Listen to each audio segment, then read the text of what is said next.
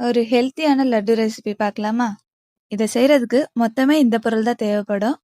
1 cup கருப்பு உளுந்து, 1 cup வெல்லம், 1/2 கப் பொட்டுக்கடலை, 1/2 கப் பச்சை வேர்க்கடலை, 1/4 கப் அரிசி, 1/4 கப் நெய், கொஞ்சமா ஏலக்காய் தூள். இந்த பொருளை வச்சு நம்ம ஈஸியா ஒரு லட்டு ரெசிபி பார்க்கலாம்.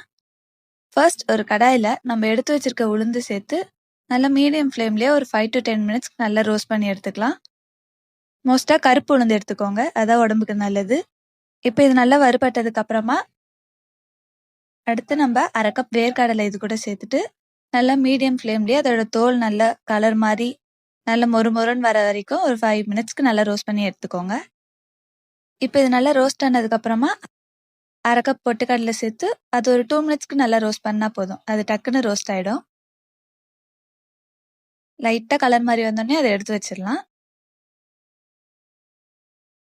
இப்போ அதே பேன்ல நம்ம எடுத்து வச்சிருக்க அரிசி சேர்த்துட்டு நல்லா அதோட கலர் மாதிரி நல்லா பொரிஞ்சு வர அளவுக்கு வறுத்து எடுத்துக்கலாம்.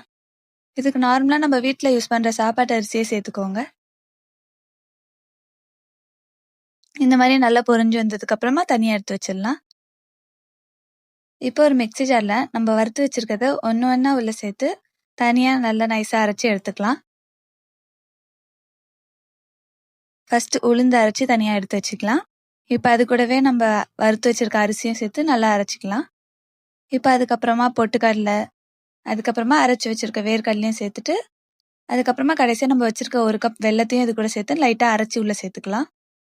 இப்போ இது எல்லாத்தையும் நல்லா ஒன்றா மிக்ஸ் பண்ணிக்கலாம். ஒரு பெரிய பவுலில் ஆட் பண்ணி நல்லா மிக்ஸ் பண்ணிக்கோங்க. இப்போ எல்லாமே நல்லா மிக்ஸ் ஆனதுக்கு அப்புறமா நம்ம எடுத்து வச்சிருக்க நெய்யை லைட்டாக சூடு பண்ணி உள்ள ஆட் பண்ணிக்கலாம். நெய் சேர்த்துட்டு எல்லா இடத்துலையும் நல்லா படுற அளவுக்கு மிக்ஸ் பண்ணி எடுத்துக்கலாம். இப்போ கடைசியாக இது கூட நம்ம வச்சிருக்க ஏலக்காய் தூள் சேர்த்து நல்லா மிக்ஸ் பண்ணிட்டு லட்டு ஷேப்க்கு பிடிக்க ஆரம்பிச்சிடலாம். நல்லா டைட்டாக அமுக்கி பிடிச்சா அழகா லட்டு ஷேப் வந்துடும். இந்த மாதிரி பிடிச்சு தனியாக எடுத்து வச்சுக்கோங்க.